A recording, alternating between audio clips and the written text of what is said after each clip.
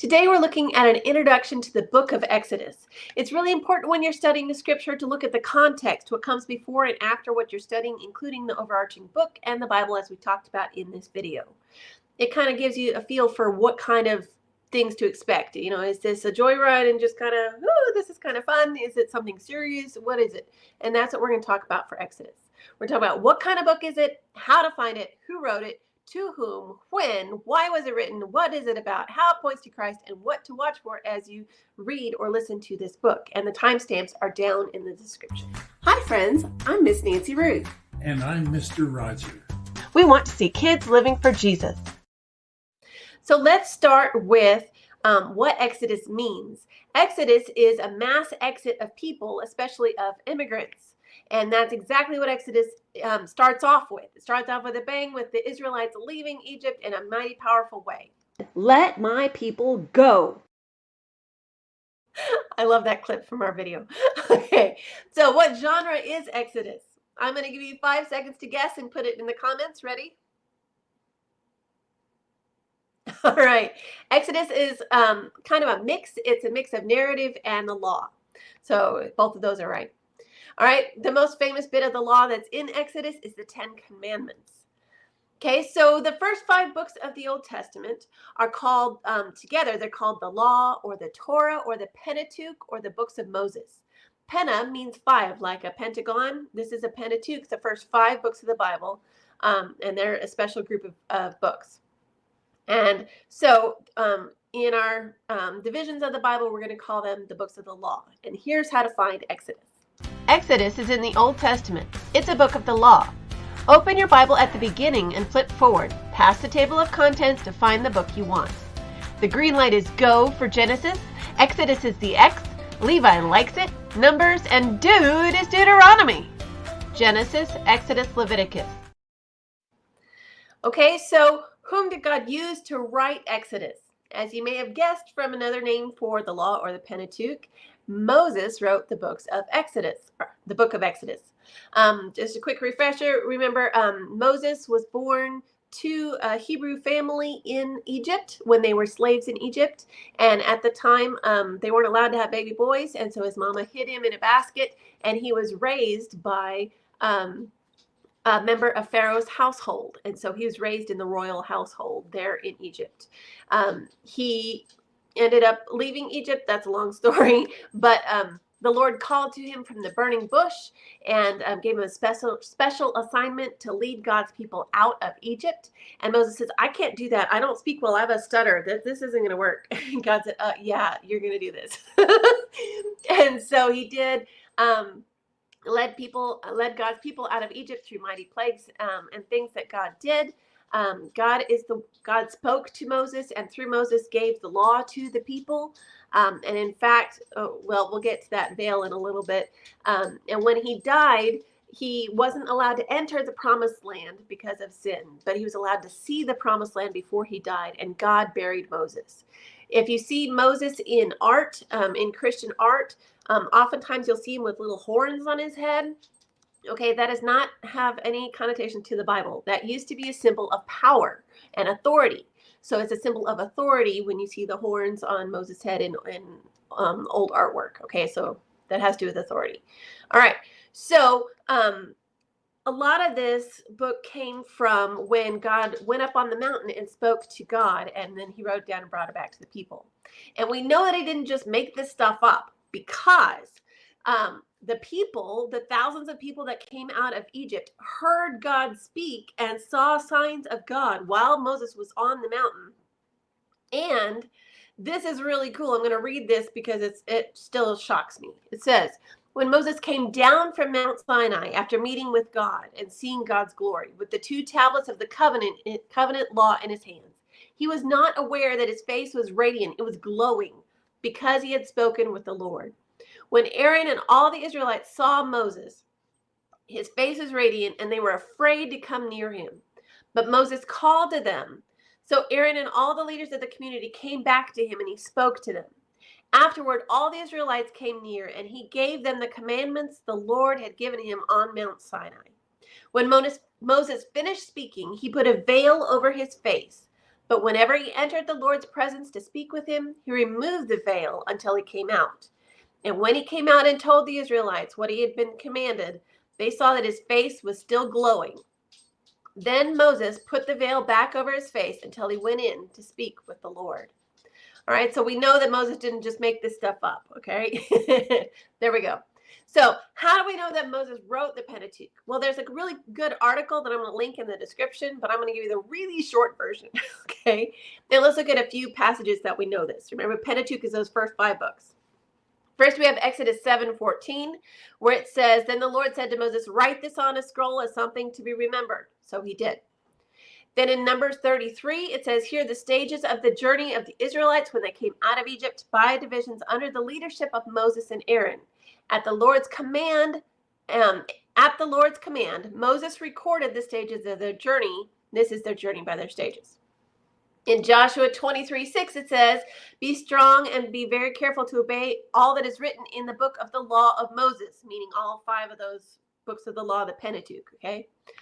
And let's see, where else is it referred to that? Luke 24:27 says, "And beginning at Moses and all the prophets," meaning Moses is kind of like shorthand for the books of Moses or the books of the law. Jesus expounded to his disciples in all the scriptures the things concerning himself. In Acts 15:1, it says, certain men came down from Judea and taught the brethren, unless you are circumcised according to the custom of Moses, according to what's written in the law, and circumcision is actually in Genesis, you cannot be saved. Okay, so those are some small examples of how we know Moses wrote Pentateuch, and if you want to know more, you check out that article in the description. So, who was the original audience of Exodus? I bet you figured it out, and if you have, let me know down in the comments. Yes, it is the Hebrew people as they were coming out of Egypt. This is before they entered the promised land, and God was setting up this new nation to become the nation of Israel. And so this was the laws putting together this nation and how to live for him. And we'll see the different nuances of that as we look at the other books of the law. But I want you to notice, though, that foreigners became part of Israel even here at the beginning. So as they left Exodus, as they exited Egypt in the mass exodus, there were some Egyptians that joined in and became part of the Hebrew people as they left. So even here at the beginning, foreigners were becoming part of God's chosen people. And in fact, in Romans, we see how those who believe in Christ have been grafted into God's holy people, grafted into this family and adopted into this family. And so when we're talking about the Hebrew people leaving Egypt and all these things, we're talking about the family of the people of God, which includes Christians. Okay. When was Exodus written? Well, it's a little sticky. Okay.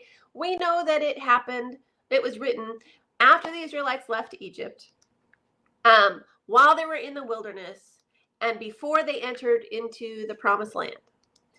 But scholars don't agree on exactly when all that happened. So there's kind of 2 schools of thought as to when that might be. It could have been around 1445 BC, or it could have been around 1290 BC. But that's when it was written. Next question. When was Exodus in Bible history? Let's sing our Bible history song and look for when Exodus was written.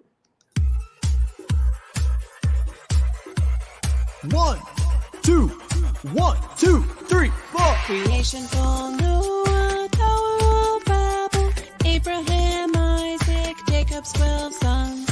Joseph sold to Egypt, famine and slaves. Moses and the Exodus, wilderness commandments. Joshua, promised land, judges and kings. Temple and the prophets, divided kingdom. Sent away to exile, returned for 100 years. Shh, Jesus was born, he died and came to life. The Holy Spirit comes and people tell of Jesus. Paul's missionary journeys, us in Christ's return. Now I know my Bible history. Next time, won't you sing along with me?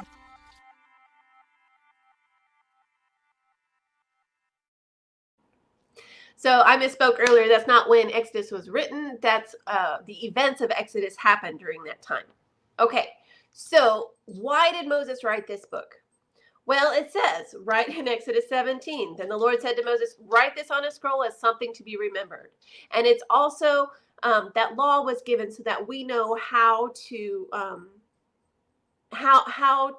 live for the Lord. That's part of how God wanted his people to live for him and serve him. Okay. So let's look at a quick outline. I'm going to make this bigger because that text is really tiny. Just a really quick broad strokes. First, we have Israel's slavery under Pharaoh, which includes the Lord calling Moses. Then we have the 10 plagues and Pharaoh's hard heart, which includes Passover and crossing the Red Sea. We have the grumbling in the wilderness, which includes water problems, manna, quail, and defeating the Amalekites, which is the first battle. Then we have the covenant at Sinai, where God appears to all the people, and we have the 10 commandments and then some other commandments as well. Then we have Israel's wilderness rebellion, which includes the golden calf. Moses sees God's glory, and that's when his face starts to glow. And the construction of the tabernacle and the priestly garments, what the priests wore. Okay. How does this point to Jesus? Oh, I get excited about this because there's so much in Exodus. And remember, Jesus said in John 5:46, if you believed Moses, you would have believed me, for he wrote about me. And so this is not just me making stuff up. This is from scripture, and we'll look at that. Okay, this is a really cool one. In fact, we did a whole video about this that I'll link up here. But when the Lord called Moses, Moses said, okay, suppose I go to the Israelites and I say to them, the God of your fathers has sent me to you, and they ask me, what is his name? Then what do I say? What do I tell them? And God said to Moses, I am who I am. This is what you are to say to the Israelites. I am has sent me to you. And that is a name of God. I am. And in English Bibles, it's written in all caps. When you see Lord in all caps, that's I am. Okay, they didn't want to write I am in there, so they put Lord and they put it in all caps, as we talked about in that video. Okay, and look at this. This is Jesus talking to some Jewish religious leaders. Check this out. He says, very truly I tell you, Jesus answered, before Abraham was born, I am. Okay, and just in case you thought, well, maybe, that was just how they said things back then, look at the reaction of the people he was talking to. At this, they picked up stones to stone him because they thought he'd committed blasphemy, saying he was God.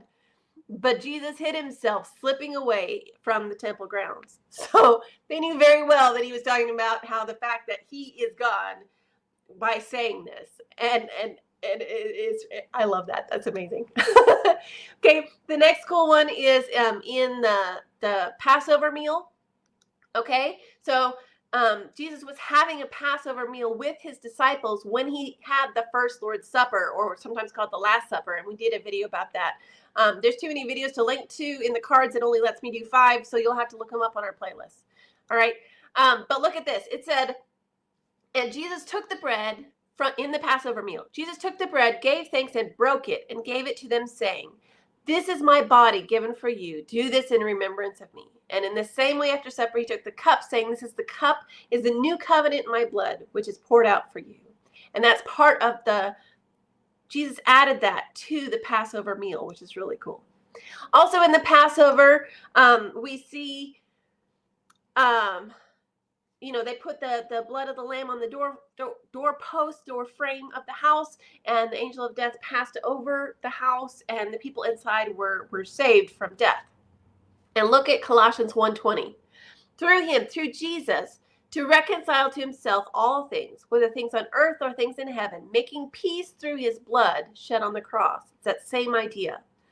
And also, John the Baptist said, the next day, John the Baptist saw Jesus coming toward him and said, look, the Lamb of God who takes away the sin of the world. Also referring to that imagery from that Passover, and you can see more in Revelation 5.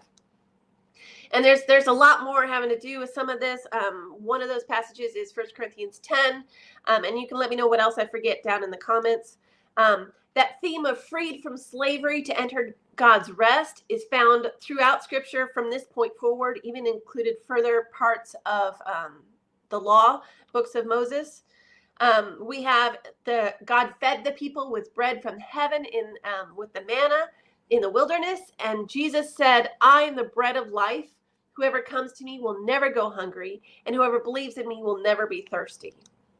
And we see again with how God brought water from the rock in the wilderness where there was no water to drink.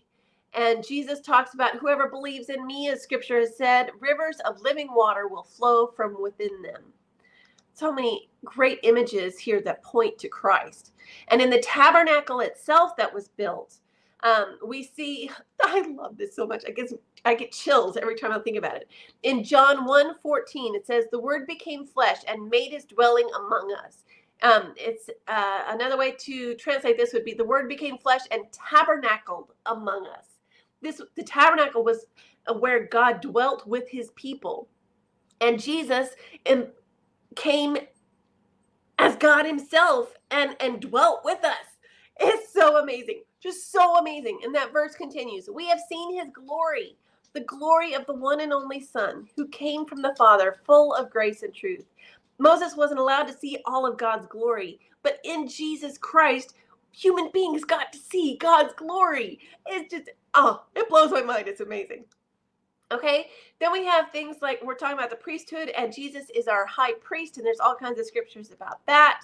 When you're talking about the law in general and the Sermon on the Mount, Jesus took a lot of the 10 Commandments and showed God's heart behind those things. And in fact, Jesus said this, do not think that I've come to abolish, to get rid of the law or the prophets. I have not come to abolish them, but to fulfill them. For truly I tell you, until heaven and earth disappear, not the smallest letter, not the least stroke of a pen will by any means disappear from the law until everything is accomplished. And we see Jesus calls us even here. He says, I tell you, unless your righteousness surpasses that of the Pharisees and the teachers of the law, who prided themselves on keeping every little bit of the law, you will certainly not enter the kingdom of heaven. And we see here that struggle between the law and the gospel, the law and salvation. And we did a video about that I'll post at the end of this video. But the main point of it is this. The law shows us our sin. The law shows us that we can't do it on our own. And we see this right from the beginning. And what we need is a Savior. What we need is Jesus, who took our punishment once and for all when he died on that cross and came back to life again. So that if we trust and we believe in him, we will be saved and be made right with God forever and ever. Did I forget something? Let me know in the comments. Okay. So as you're reading and studying the book of Exodus, what do you look for? What themes are there in this book? Number one, look for how did God show he is more powerful than anything else we may worship? Number two, look for that theme of redemption. How did God rescue his people? And he did it more than once. Okay. Number three, how should we treat God? That's a big theme in this book too. All right, so I want to know, have you read the book of Exodus? If so, what was your favorite part? Let me know down in the comments below. And Lord, I ask that you would have your hand upon us as we study the book of Exodus. I ask that you would teach us, open our hearts and our minds to know how to honor and serve you. Show us your glory, Father. In Jesus' name we pray. Amen. Don't forget to subscribe. We post memory verses in 4 translations, key passages, answers to Bible questions, and more. Check out our store and freebies at parentroadmin.com. We love you, friends. See you next time.